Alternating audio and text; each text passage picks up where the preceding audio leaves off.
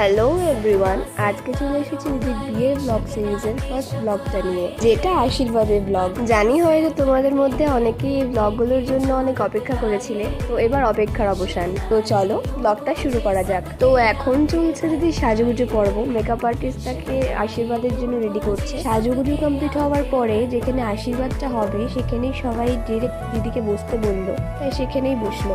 তো এরপরেই সময় নষ্ট না করে শুরু হয়ে গেল আশীর্বাদ পর্ব। ইনি হলেন দিদি শ্বশুর মশাই, যিনি আশীর্বাদ করছে এখন।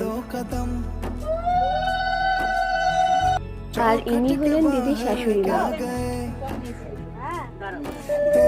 ইনি হলেন আমার মানি, মানে যে ব্রাইড তার মা, মানে দিদির মা। যদিও আগেও মানির পরিচয় আমি ব্লগে করিয়েছি, ওই যে আইবুড়ো বাদের ব্লগটা, সেখানে করিয়েছি, তাও মনে হলো আরেকবার করিয়ে দিই।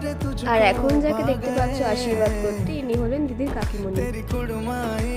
আর ইনি হলেন দিদির শাশুড়ি মা। ব্লগের প্রথমেই পরিচয় করালাম।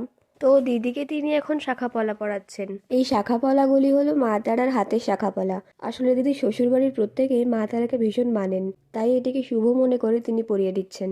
তো যাই হোক, এরপরে আশীর্বাদ পর্ব কমপ্লিট। এরপরে শুরু হলো ফটো সেশন। আশীর্বাদের দিন আমি খুব একটা ফুটেজ তুলে উঠতে পারিনি সবকিছু, তাও চেষ্টা করেছি তোমাদের জন্য কিছু কিছু ফুটেজ তুলে রাখতে। তো যেটুকু ফুটেজ তুলে রাখতে পেরেছি তোমাদের জন্য সেটুকুই ব্লগে রাখলাম। তো আশীর্বাদ পর্বের ব্লগটা এখানেই শেষ করছি। দেখা হচ্ছে বিয়ের নেক্সট পার্টের ব্লগে।